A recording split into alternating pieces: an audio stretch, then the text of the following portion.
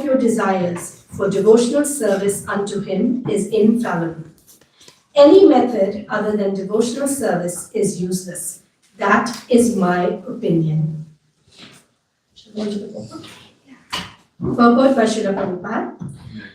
There are three kinds of men who are called akama, moksha kama, and sarva kama. One who tries to get liberation from this material world is called moksha kama. One who wants to enjoy this material world to its fullest extent is called sarva kama. And one who has fulfilled all desires and has no further material desires is called akama. A bhakta has no desire. Sarvapadhi vinirmuktam tat paratvena nirbalam.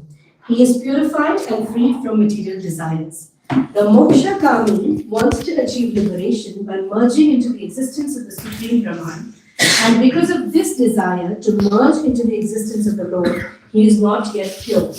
And since those who want liberation, he is intelligent only if he worships Lord Krishna, the Supreme Personality of Godhead, by rendering transcendental loving service. Kashyapa Muni saw his wife Aditi had some material desires for the welfare of her sons, but still he advised her to render devotional service to the Supreme Personality of Godhead. In other words, everyone, regardless of whether he is a karmi, jnani, yogi, or bhakta, should invariably take shelter of the lotus feet of Vasudev and render transcendental loving service unto him, so that all his desires will be duly fulfilled. Krishna is Dina Anukampana. He is very merciful to everyone. Therefore, if one wants to fulfill his material desires, Krishna helps him.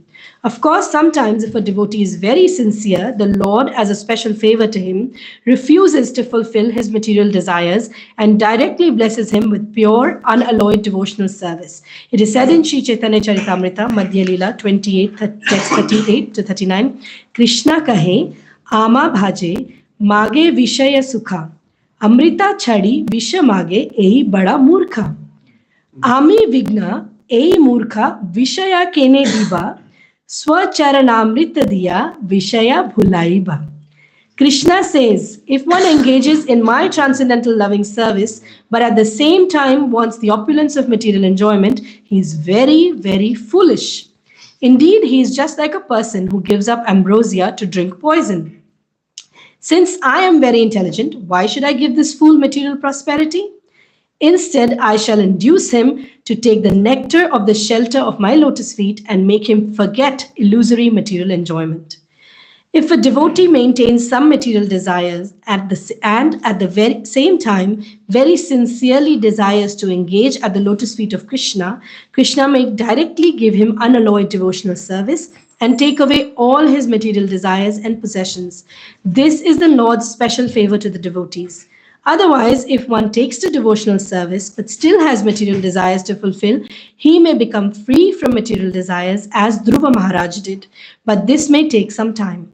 However, if a very sincere devotee wants only Krishna's lotus feet, Krishna directly gives him the position of Shuddha Bhakta, Bhakti, unalloyed devotional service. Shall we read the translation once more? Would you like to repeat? The Supreme Personality of Godhead, who is very merciful to the poor, will fulfill all of your desires, for devotional service unto him is infallible. Any method other than devotional service is useless. That is my opinion. I offer my respectful obeisances to all my spiritual masters who have introduced this wonderful world of Srimad Bhagavatam to me and who continue to guide me onwards in my journey. Hare Krishna.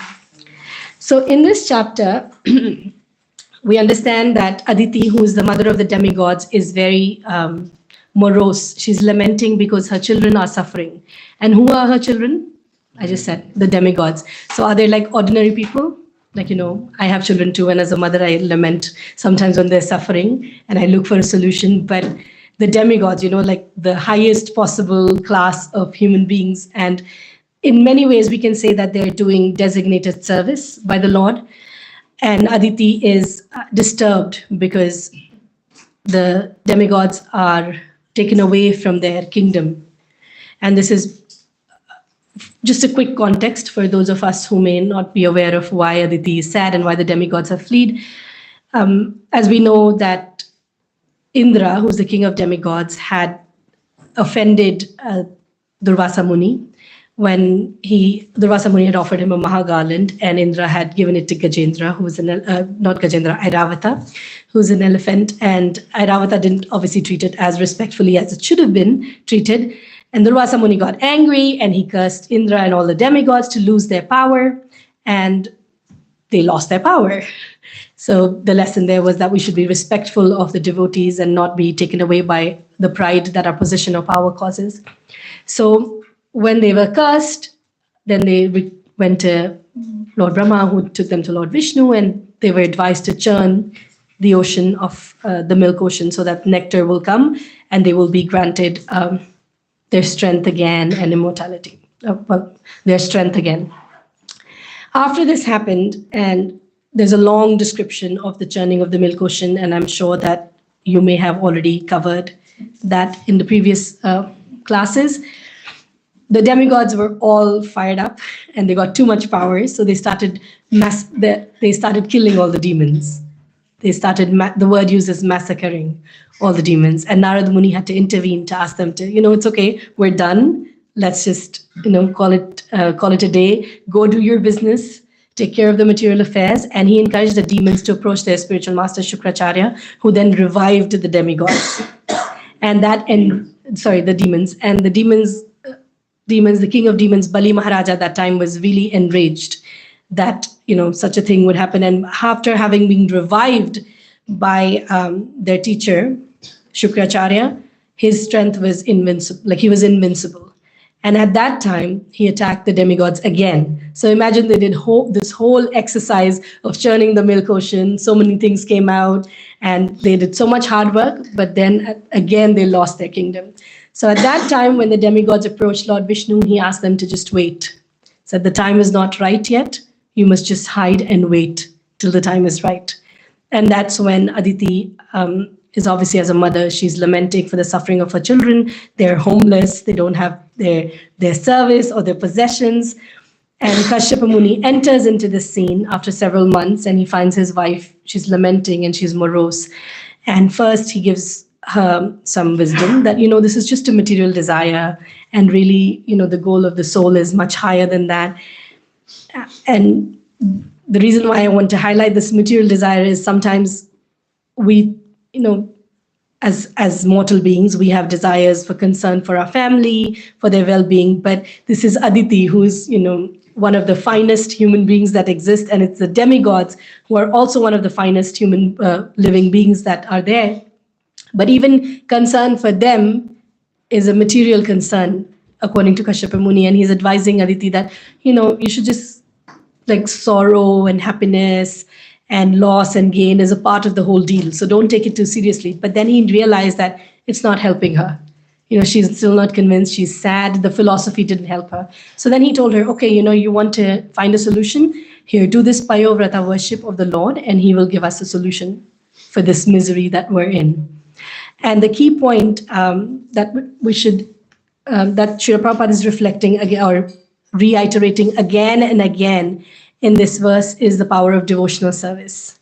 That the verse that is quoted is Akama Sarva Kamova Moksha Kama Udaradi. So whatever desires you have, and I don't know about you, but I know for sure that I have desires. It can even just be about our material well-being, about getting settled materially, spiritually. Moksha is a desire that has been spoken of as well. It's a desire. Anything that's different from the service of Krishna is an independent desire that we have. But whatever desires you have, just go to Krishna. That's the main lesson in this. And we see that Srimad Bhagavatam again and again and again highlights the same example. Srila Prabhupada gives the example of Dhruva Maharaj. So what desire did Dhruva Maharaj have? Who knows? Yes, Prabhu. His father disrespected him, his stepmother disrespected him, so he wanted to have all those possessions and the love as well. Yeah, he wanted to have a kingdom which was greater than his great-grandfather. Brahmaji's, bigger than Brahmaji's kingdom. That's what Dhruva Maharaj wanted. He was a 5-year-old boy. He wanted that. He had that desire. And what did his stepmother say? Stepmother said, you have to go worship the Lord, take birth again, and come from my womb. and then you will get your desire fulfilled. So he went crying to his mother. The mother said, we're all suffering due to our past misdeeds, but the only way is you have to worship the Supreme Lord if you want this. So your stepmother is correct. You should go and worship the Supreme Lord. And Dhruva Maharaj went. He was on his way to the forest, and who did he meet? Narada Muni. He met Narada Muni, and Narada Muni tried to test him.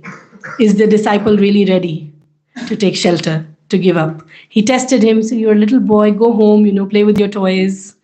But Dhruva Maharaj was clear, I want this is my goal. Will you help me?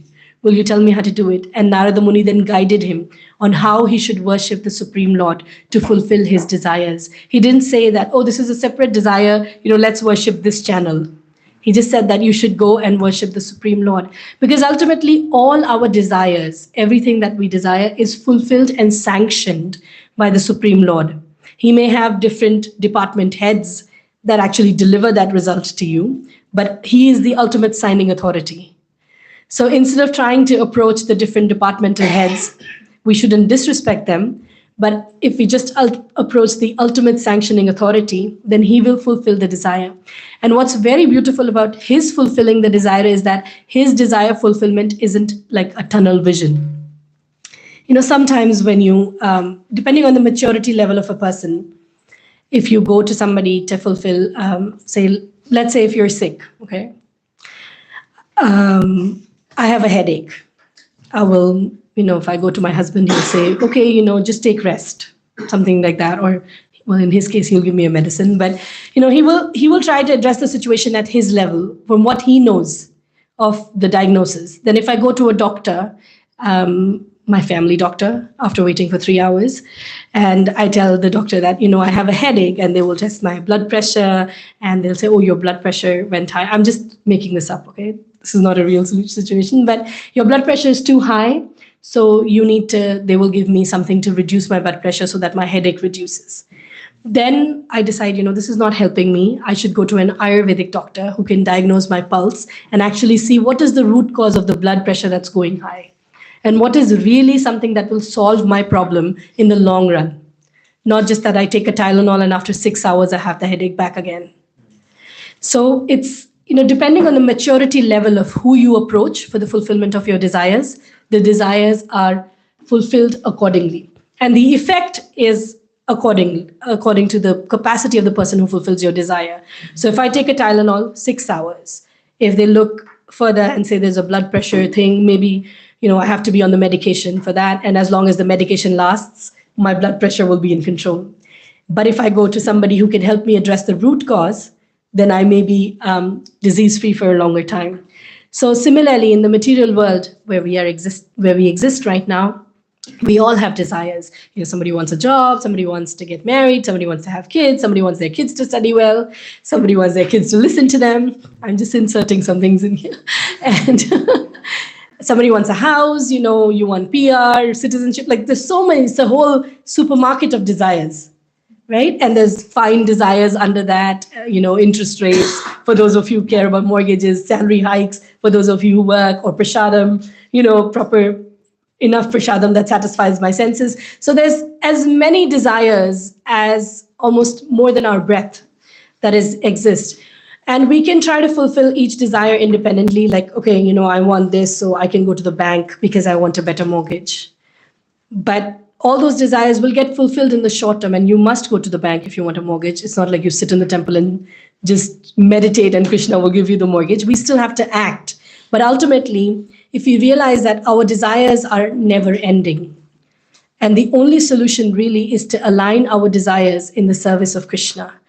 Because we are constitutionally parts and parcels of Krishna. So our existence is that of a servant of Krishna, a part of Krishna, and a part has no value without the whole.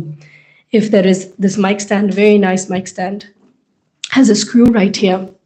That screw is valuable because it's connected to the mic, and that mic is amplifying the sound so that everybody can hear. But if the screw falls out and says, you know what, I no longer want to be a part of this mic stand. I want an identity of my own. I'm going to enjoy everything. I want the acclaim. I want people to pick me up from there and put me here so that the speaker speaks into me. That's foolishness, right? because the nail, the screw, will never be able to become the whole mic stand. So we're like that little screw, a part of the whole piece. And we have a job. We have something unique that only we can do, because that's how Krishna creates everybody. Krishna has made everybody with something unique that we can offer, that's just ours to do. But we have to align, like we have to be okay being that part of the whole, because we can never be the whole. We can compete, but we can't be the whole. And in our foolishness to compete, what happens? In a screw that rebels, you just throw it out and you get a new screw, right? The screw will never become the mic. So we have to, just going back to our desires, we may have a desire, and the Srimad Bhagavatam is full of such desires, devotees who've had desires, and whom Krishna and the spiritual master has always encouraged. Okay, whatever desire you have, approach Krishna, because he is the sanctioning authority. And the reason why I said that he doesn't have tunnel vision is that Krishna realizes that, I can give this devotee what they're asking for. But what if I give them something bigger, that this desire becomes trivial in front of it? Like another example in our material conception is when you're in high school, all you want is, if you're a good student, you just want to get good grades so that you can get a good admission. But once you got the admission, then it becomes immaterial. Like your desires of that good grade, how much you cried over it, how many temples you visited to get a good mark, doesn't matter, because you're already past that stage. And now there's a new desire. I want to do this course, or I want to get a job like that. So the desires keep changing. But instead, if somebody asks, if the desire is so big that it encompasses everything, it takes care of everything, isn't that more intelligent? To just ask for something that takes care of that big clause, that takes care of every other clause in your life. Because ultimately, everybody wants to be happy. Why Dhruva Maharaj asked for that big kingdom is because he wanted to be happy. He thought that that big kingdom will make it happy. Why we ask for all the different things that we ask in our life is because we think that it's going to make us happy. But the nature of this world is that happiness is not a permanent thing. Happiness comes of its own accord, and distress will come of its own accord.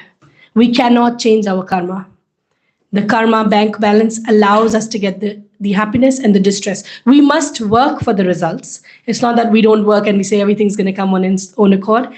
We must work for the results, but the results that will come are already in your quota.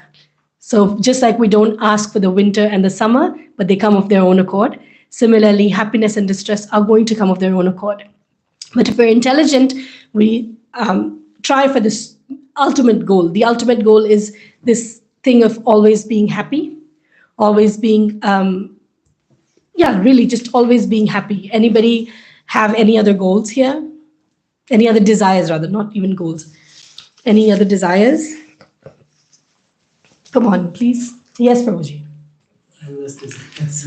You have less desire? Endless desires. Endless desires. But ultimately, if you do a root cause analysis, as they do, the root cause for everything is that something gives you a perception that this will make you happy. Even if you consider yourself a body, then everything, body is the root cause. That's true, yes. I have a desire to graduate. Not because I want to be happy, but because I can't live without it. Yeah, let me tell you one thing. Even though I want you to graduate with flying colors, you will live without it. But it's our perception that, I can't live without it. That's how we seriously feel, like, something happens to a loved one. Oh, I can't live without you. But it's how we're perceiving it. But at the same time, it's a very legitimate desire. You must graduate with flying colors. So I'm just trying to do a root cause analysis here. Any other desires, anybody? Get a job. Get a job because Because to survive. To survive, to be happy. Be happy. Yeah. Yes, Prashadam. Pass Bhakti Shastri. Pass Bhakti Shastri. Excellent desire. Quite transcendental. But tell me, why do you want to pass Bhakti Shastri? Because everyone is studying so hard for it. So you'll feel left out if you don't pass. Well, peer pressure so that I can be happy. Anything else? Well, we have a mix of all kinds of desires. The point here is that the root cause of everything is because it gives us a perception that we will be happy. And the way, yes. And just to add, sometimes lack of suffering is also considered as happiness. Yes. You know, like a lack of like fear of failure or missing out, and that's also almost considered happiness. Yes. Lack of suffering can be considered happiness, but lack of suffering isn't happiness. Yes. And an example that His Holiness Devamrita Swami often gives is that, when it's a very hot day, it seems like a luxury right now, given the weather outside, and you're doing Sankirtan, okay? Well, maybe not Sankirtan, because that's just transcendental and doesn't come in this realm, but you're outside on the street, and it's really, really hot. And you see a mall, the Eaton Center, and you enter into the hall, like the lobby of the mall. And all of a sudden, when you go there, you feel like this cool, refreshing air, and you're like, this is happiness. But it's not going to stay for much longer because there's nothing for you to do. So that absence of the suffering from the heat outside can seem like happiness, but it's really not happiness. Because for it to be happy, we need two things. According to Srila Prabhupada, we need someone to love and something to do. And actually, according to, sorry, excuse me. Can you repeat it?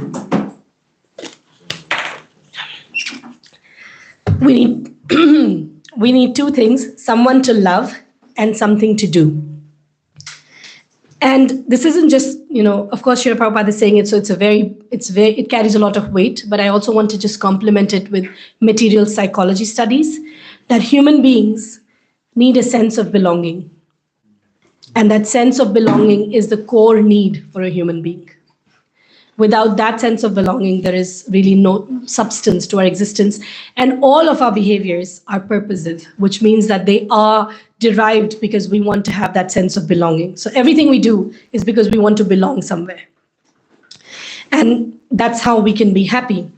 But I'm sure from your experience, you've seen that not loving everybody can be a source of happiness, and not doing everything, not just doing anything can be a source of happiness. So here we have to study or analyze what is our nature, like who are we? And that's where Sri Antarikshma was saying, the body is the cause of suffering, but existentially, we are a spirit soul.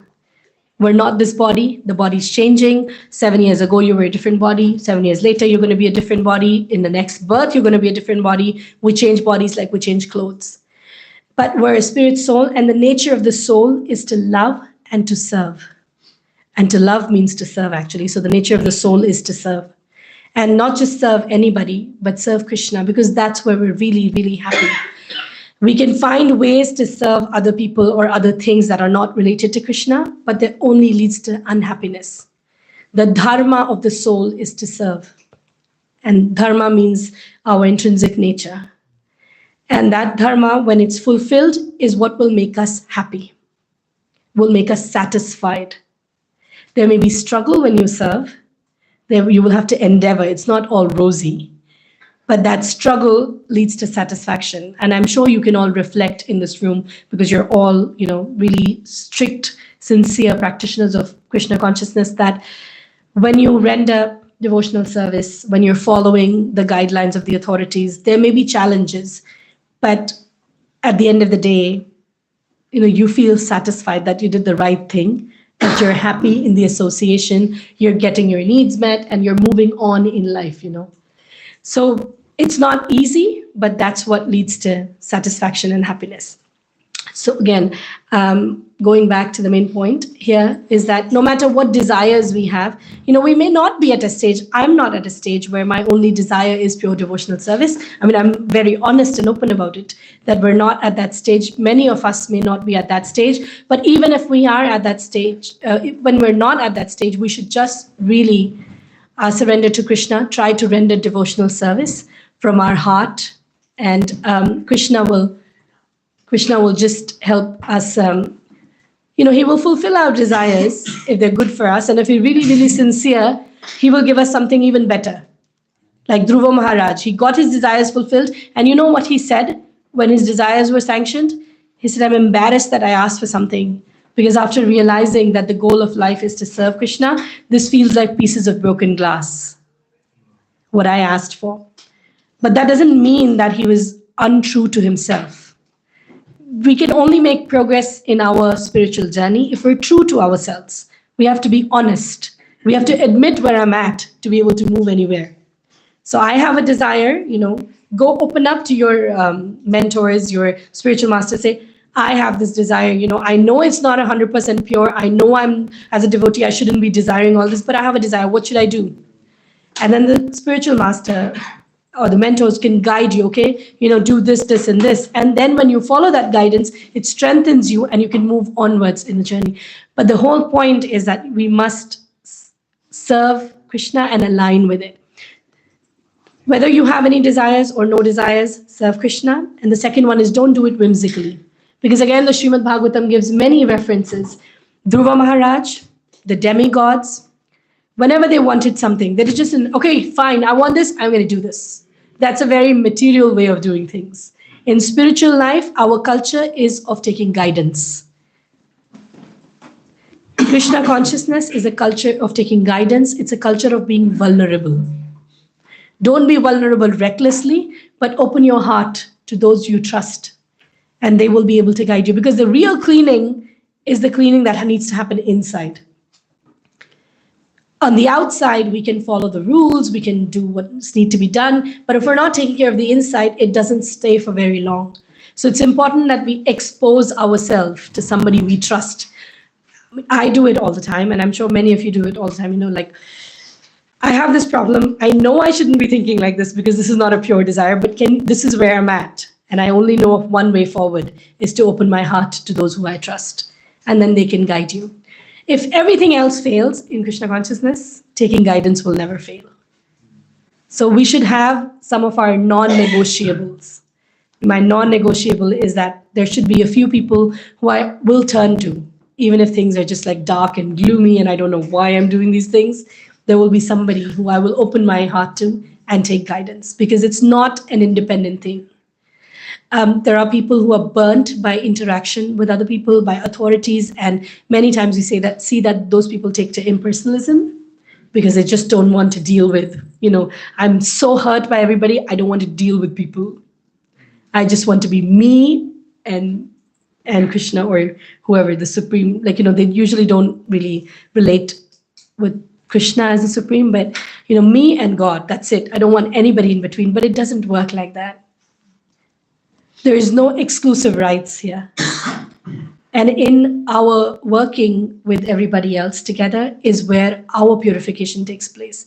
And that's also another lesson in the Srimad Bhagavatam. We hear, I think it's the Prachetas, when the Lord is pleased when they work together. So Krishna consciousness isn't an individual thing, because it takes a village to raise a child. And we have to create that village for ourselves, because really in the long run of spiritual life, we're all just little children. And we need our system of support and shelter. So I'm going to wrap up my points here and then just open up for discussions. In conclusion, in this story from this snippet from the section of interaction of the demigods and demons, we notice that Aditi, she's lamenting because her children are suffering. And at first, Kashyapa Muni, who's her husband, and the Prajapati, he's telling her, all this is just material, you don't have to worry about it. In the ultimate scheme of things, it's irrelevant, but she wasn't satisfied. So then he recommended that you conduct the Payovrata worship so that we satisfy the Lord. And then we know that Vamanadev appeared, as you will read on from here.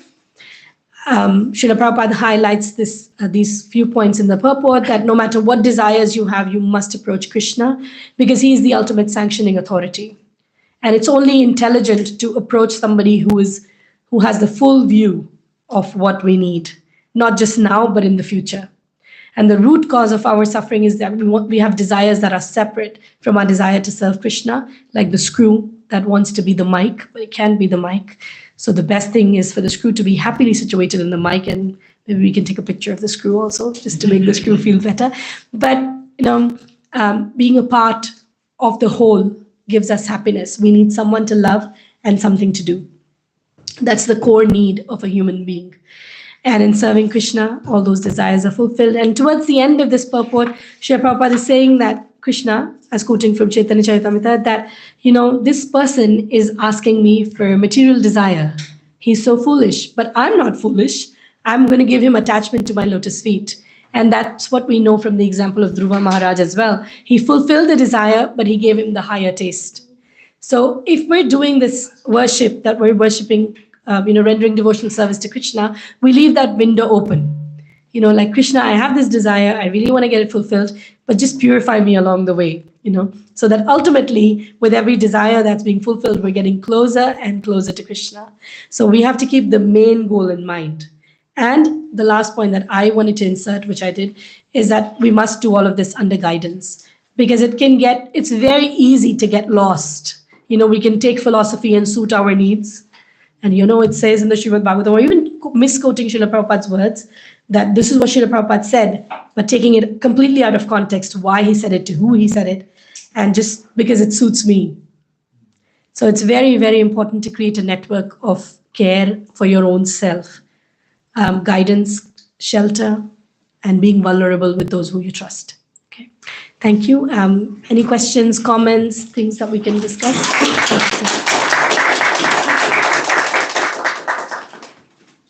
Yes. Okay, how do you normally decide? Okay.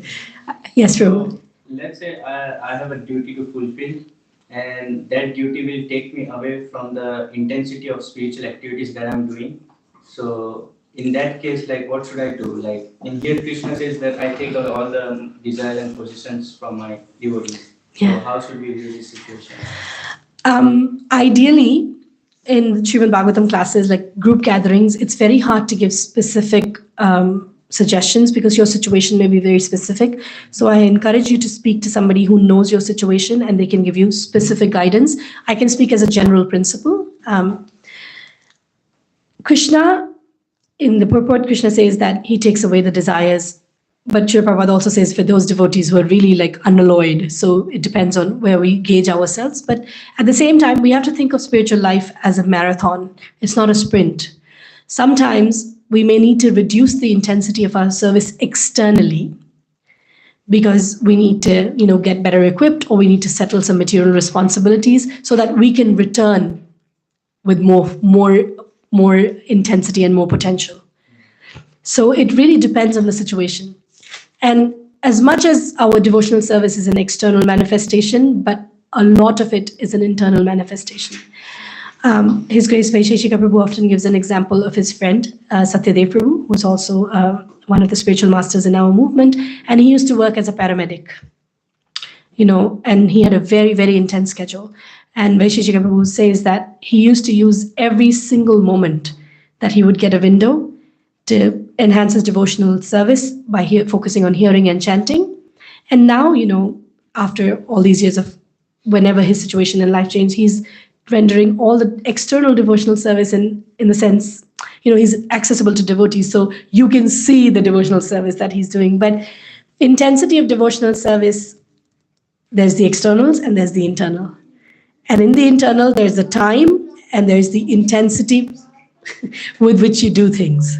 Like how intensely are you hearing the Maha Mantra when you're chanting, or how intensely are you reading? That's something that nobody else can gauge.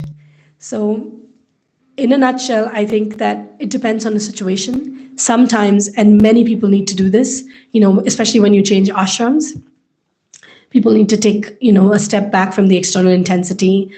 But they're like, I like to call them as seasons of your life, but seasons change. So as long as our orientation is right, season change will not matter. Again, get guidance for your specific situation and stay connected. We may have less intensity, but we're connected. Then things will be on the right track. Okay? Thank you. And just one more point. Sincerity of purpose is a very important thing, because only you know what your purpose is and how sincere, you are about it. Externals can help, or people can judge, but if you're sincere, time's going to tell. Thank you. Thank you so much, Mataji, for this amazing class. My question is based on desire. So, how do we recognize if our desire, is material or spiritual? Because sometimes we say that our desire is spiritual, but then we guard those material desires inside the spiritual desire. So, how do we recognize that? Completely relatable and it's very true. And that's why we need a living guidance. That's why we need that. Because And not just our spiritual master, because we may not have access to our spiritual master for every single desire that pops up, but somebody who you can take guidance from, like a mentor, maybe mentors. Just, I have this desire, and be honest. I know, like, I understand that being honest is hard, being vulnerable is hard because you're really opening up.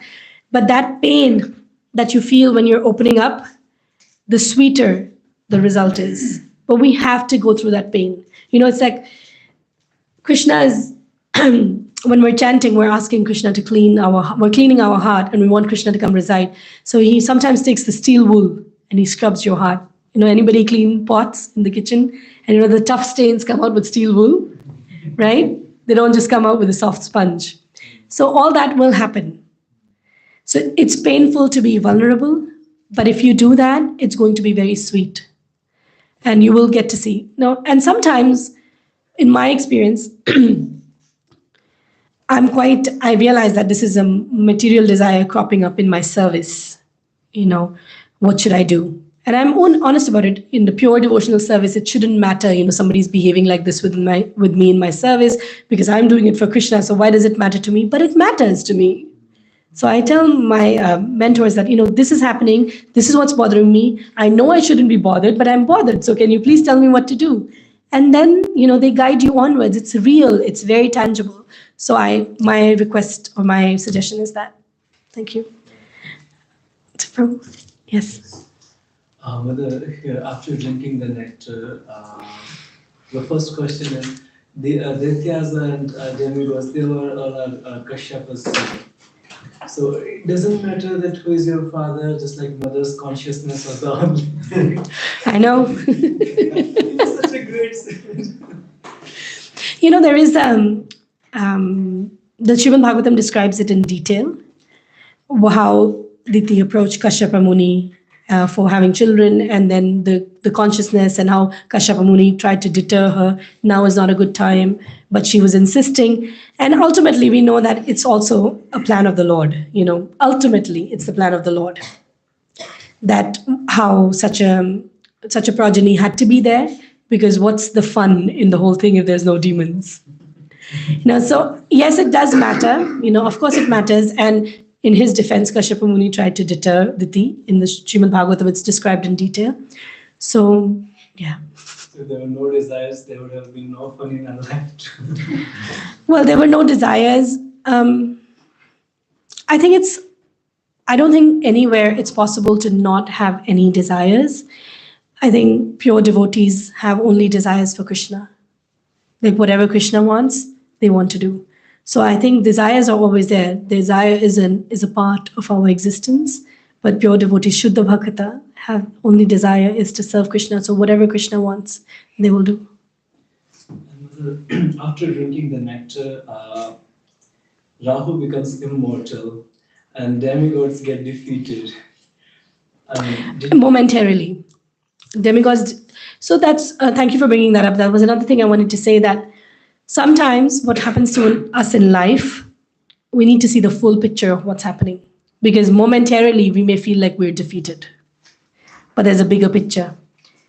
And it's never easy. If you're up for a big goal, it's never going to be easy. And you can see this in, the material class of entrepreneurs. Steve Jobs said, right? Like you can connect the dots looking back. So it's never, you can't just take a snapshot. Okay, so much effort you did. Now Rahu becomes immortal and you become defeated. What's the point? No, there is a point, because the story continues. It's never finished. So, the demigods regained their power. And even though Rahu became immortal, he's still not viewed by everybody else as a favorable personality. So it depends on how you look at success and where you look at success. So it's never over till it's over. Come on, Ishan. Thank you so much for your class, Mother. I just wanted to mention about the example you gave about Mike in school. So it's very interesting. So of course the school cannot become the Mike, but a lot of persons they may argue that the Mike cannot work without the school. And coming and saying that Krishna or God cannot exist without the followers or the people who are there. So how do you argue back in that? Or how do you explain to a person that that is not true. Thank you. Arguing with impersonalists isn't my forte, I'll be very honest, but I'll try my best. I think in this example of the mic and the screw, the mic cannot function without the screw, but the screw can be replaced. We are not irreplaceable. And obviously, it's a mundane example because the mic is so finite and the screw, Krishna, isn't.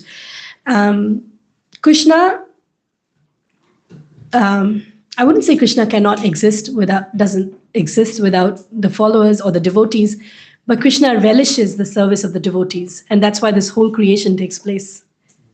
And the jiva exists because the only reason why jiva exists is to serve Krishna, because that gives pleasure to Krishna. So Krishna enjoys that interaction, and we see that Srimad Bhagavatam is full of examples where Krishna is called Bhakta Vatsala, he's called Dinanukampana. He is known by his devotees, Nanda Nandana, Yashoda Nandana. So Krishna takes pleasure in being called the son of Nanda Maharaj. It gives him pleasure, but pleasure is not restricting him. It's not like he's dependent on that pleasure. And true pleasure is something that we're not dependent on. It's not out of compulsion. So the living entities are created because Krishna likes to enjoy that exchange. And living entities exist eternally, but we exist for the purpose of pleasing Krishna. Sorry, did you have something more to say? No, it's Okay, thank you. Prabhu. When you were answering one question by Amul Prabhu, you said that it is good to take guidance from mentors. So then a question arises that when we talk about mentors, sometimes I refrain to ask one question to two mentors. Yes. If they give two answers, then I will have doubt. Yeah, no. Sorry. Thank you for that. I didn't mean that you asked the same question to two mentors, but I feel like it's important to have a network of mentors because life is like that you may not always have access to, for example, in my case, if one of my mentors is busy, but they're all aligned, in that sense, like when I requested for taking shiksha from a senior devotee, I did check with my initiating spiritual master that I'm going to ask them for taking guidance because I wasn't able to, not for every single thing, I wasn't able to go to my initiating spiritual master. So it's like they have to be aligned. And you can have, not like you're shopping around. Sometimes, thank you, that's a thing where, again, that, the material desire, spiritual desire. Sometimes we ask 10 people and we settle with somebody whose advice is just what we want to hear. So, and it's a relationship that you build over time, that you trust a little, you share a little, then their guidance resonates with you, then you explore it further, like that. But yes, no, I'm not saying that you should ask the same question to two people and then, land in a bigger soup. But I think generally it doesn't happen. They have similar answers. I think that's the beauty of parampara. Yes. They have somewhat similar answers. So, They have, yes, because the spiritual master or the mentors should not be, they should be in sync, Guru, Sadhu, and Shastra. But what I'm trying to say is that sometimes in your specific situation, there may be different, depending on the mood of the mentor, there may be a different answer for the specific situation. For example, the question that Prabhuji asked, my intensity of devotion service may reduce for some time. Depending on the mood of the person, there may be a different answer for that question. It may be all aligned scripturally, but it depends on the mood. So that's what I was referring to. Yeah? I also have one reflection. Please. This class was one of those classes when you see the time and you get anxiety like class is getting over. Sorry to give you more anxiety. It means class was really Thank you. I really appreciate your feedback. Thank you. But material world is an anxious place and I don't want to add to. Anything else? Yes, Prabhuji. Mother, yesterday I got confused with Shukracharya's character. When we were reading about Prahlad Maharaj, he was a full material teacher.